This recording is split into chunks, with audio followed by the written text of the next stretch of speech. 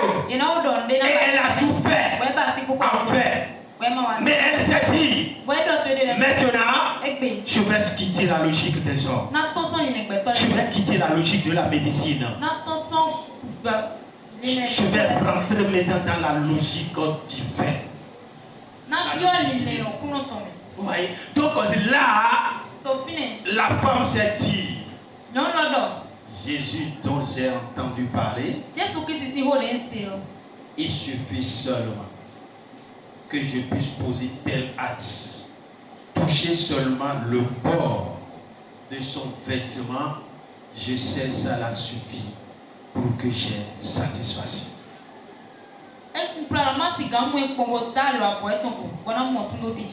Praise the Lord. Alléluia. Un acte prophétique.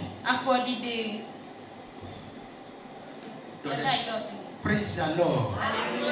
Un acte prophétique. Une femme qui a trébalé cette situation pendant des années va rentrer dans la logique divine. Et elle s'est dit, seulement si je peux toucher le vêtement de Jésus, c'est fini. Si cette pensée que cette femme a eue, si elle voyait quelqu'un pour dire, ah, vraiment, voilà cette situation que je trimballe tant d'années, maintenant je suis en train de penser ceci. Jésus dont on a parlé là, je suis en train de penser que je vais toucher son vêtement. Et je pense que si je touche son vêtement là, je pense que j'aurai satisfaction. Je ne crois pas que les gens vont lui dire, ah, ce que tu as dit c'est vrai. Praise the Lord. Les gens vont dire, mais toi-même, tu souffres. Et tu n'as même pas dit que Jésus t'impose la main, que Jésus prie pour toi. Tu n'as pas dit ça. Et là, tu vas toucher toi-même, tu vas toucher seulement son vêtement. Et tu touches son vêtement. Et là, toi, tu seras guéri. Mais toi-même, réfléchis un peu. Même si on dit ça à un enfant, l'enfant va dire non, comment ça sera possible? Mais cette femme, elle s'est dit, je vais poser tel acte. Acte prophétique. Et la Bible nous dit, lorsqu'elle a posé l'acte, cette maladie, cette situation, qu'elle trébalait tant d'années, qui lui donnait des soucis, l'insomnie, manque d'appétit.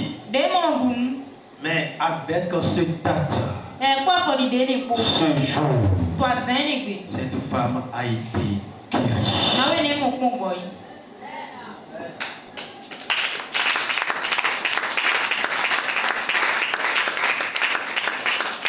Prophétique. Je dis bien toi qui m'écoutes ce matin.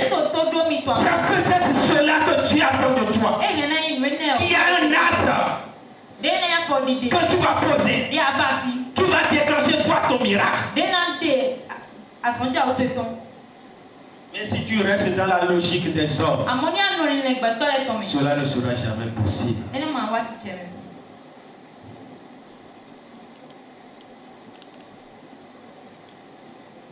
Lisez nos deux rois.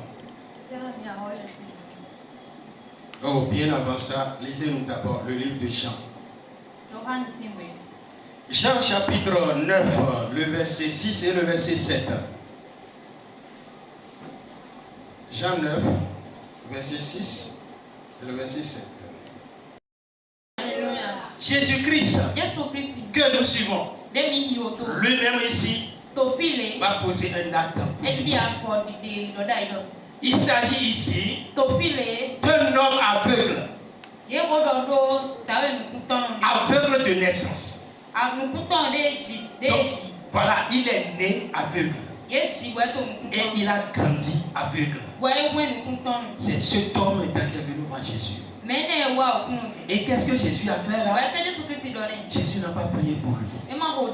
Jésus, en regardant cet homme, sûrement vu que lui, sa situation, ce n'est pas la prière. Prenez alors. Cet homme, Jésus-Christ l'a regardé. Et sûrement Jésus a vu que non, toi, ton problème là, ce n'est pas la prière. C'est un acte prophétique. Et la Bible dit, Jésus a craché. Et avec ça, Jésus a fait la boue avec ça. Et la Bible nous dit, Jésus a passé maintenant sur ses yeux. Et il dit à cet homme, va te laver à l'eau de Siloé. Sûrement les gens auraient conduit cet homme-là parce qu'il est aveugle. Comment? Je ne sais pas si les gens, la Bible ne nous dit pas ça, mais la Bible dit, l'homme est parti. Je me demande comment lui seul peut partir pour aller se laver. Est-ce qu'on ne l'a pas aidé? Mais bref, il est parti se laver comme Jésus l'a dit.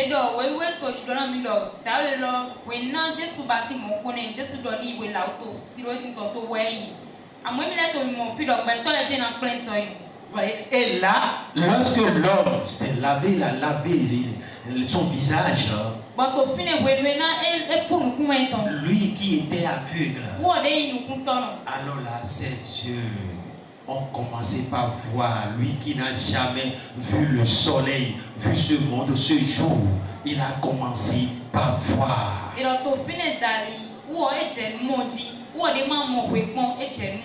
Praise alors. Alléluia. Acte prophétique. Je dis, il y a certaines situations, ce n'est pas la prière. Il faut un acte prophétique. Comprenez-moi bien ce matin. Je dis, je reviens dessus. Pasteur ne dit jamais qu'il ne faut pas prier. Et le pasteur ne dit jamais qu'il ne faut pas jeûner, qu'il ne faut pas prier. Mais je dis, il y a certaines situations, c'est l'acte prophétique.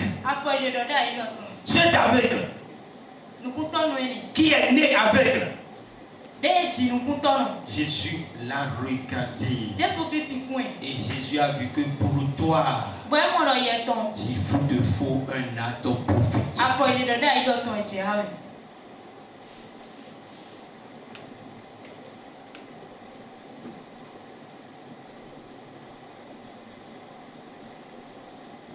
L'acte prophétique parfois déclenche des miracles.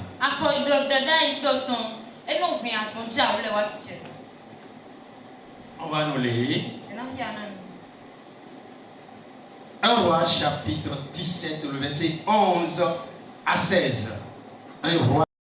Alléluia. La Bible nous dit ici, il s'agit d'une femme veuve avec un enfant. Que l'Éternel a envoyé son serviteur chez cette femme. Dieu a envoyé Élie chez cette femme. Et Dieu a dit qu'il a déjà ordonné à cette femme de le nourrir.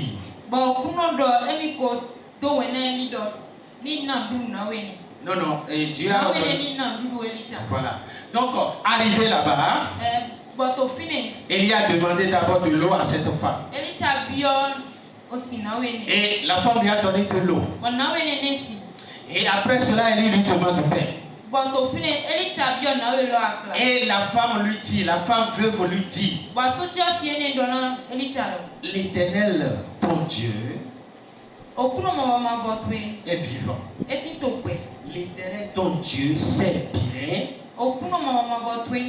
que je n'ai rien de cuit chez moi. Écoutez-moi bien, peuple de Dieu. Dieu qui a envoyé son serviteur chez une femme dont son mari est déjà mort. Et la femme a un fils. Et Dieu lui a dit qu'il a déjà ordonné à cette femme-là, Élie, de te nourrir.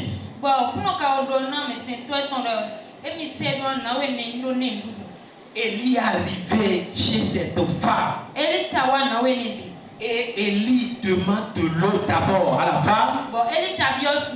Et la femme lui a donné de l'eau. Et après ça, Élie lui demande du pain.